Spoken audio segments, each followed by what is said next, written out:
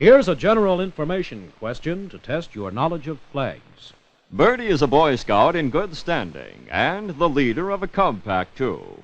There he is instructing the younger fellows on flags and their uses and meanings.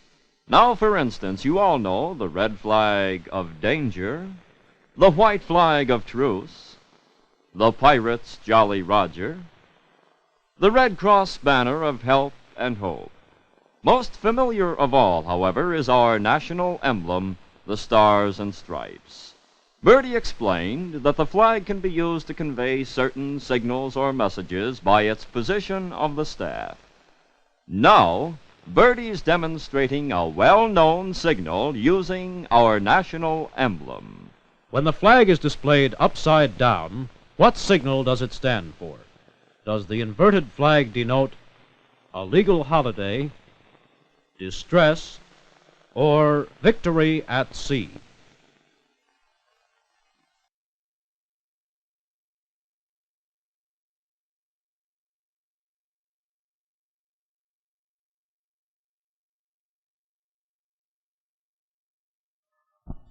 Here's a question about traveling and points of interest along the way. Birdie is touring the world to take pictures of interesting places. Yesterday he was in Paris and took snapshots of the famous Eiffel Tower and the Notre Dame Cathedral. This morning he flew over the Alps to Italy, where his first stop was Venice to see the canals and gondolas. Then on to Rome and the Colosseum. Now we find Birdie riding the electric railway up the side of Mount Vesuvius, just outside Naples. Just look at that crater. Get back, Birdie. Vesuvius is still an active volcano, and now and then it still blows its top. Well, that's certainly an interesting trip for Birdie.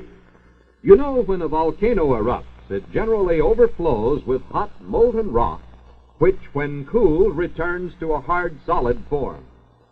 Birdie wonders if you know the correct name for this molten rock which pours from erupting volcanoes. What do you think? Is it lava, lard, or latex?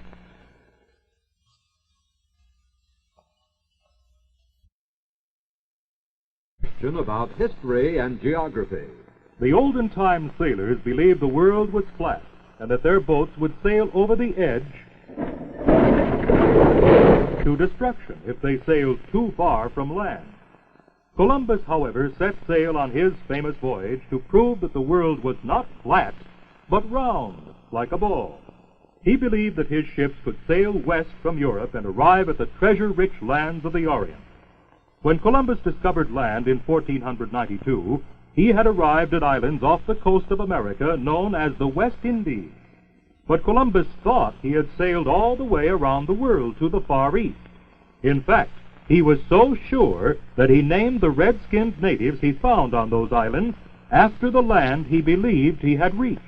Yes, even Columbus made mistakes. But how about you? Do you remember the name of the country Columbus thought he had found?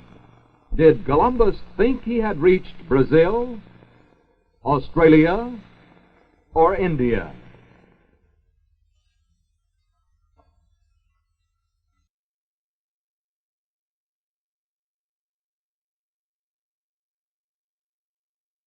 Here's a question about a famous person who had a famous friend. Birdie has decided to be a detective, so of course he's going to model himself after the most famous of them all, Sherlock Holmes. Let's see, Birdie must have that famous two-way hat, the Sherlock Holmes pipe. Now let me see, Sherlock also had a magnifying glass and a violin. There he is in full regalia, the perfect picture of the greatest detective. That is, except for one missing item, his ever-present friend and assistant. Do you know who we mean? Can you recall his name? Well, the answer to that question is elementary, my dear friend. Elementary. We're sure you know the answer, but just for fun, what is the name of Sherlock Holmes' famous assistant and friend? Was it Dr. Hyde, Dr. Watson, or Dr. Six-Gun?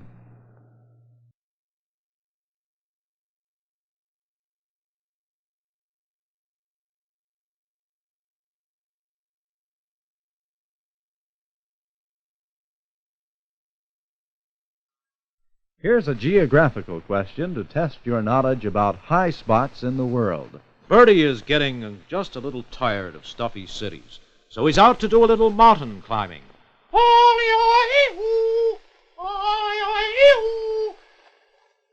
Birdie is fully equipped. Camping equipment, pick, rope, food, everything for a dangerous adventure. And dangerous it is, for Birdie is out to conquer the highest mountain in North America.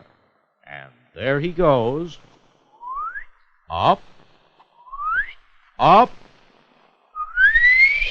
Watch out, Birdie. That ledge is going to give way. Hold on. Hold on. Birdie, hold on.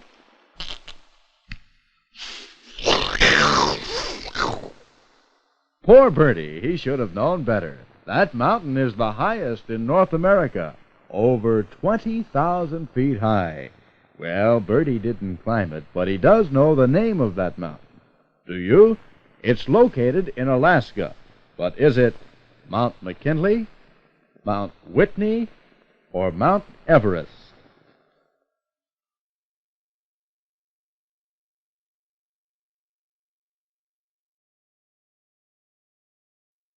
Here's a question about a famous place where they play football every year. Here's Birdie looking over his sports trophies. This is his football section. Birdie was All-American Bird for 4 straight years. He was a leading exponent of the single wing, the double wing, and the T formation. Birdie and his team played in all the big postseason bowl games. First, there was the Rose Bowl in Pasadena, California.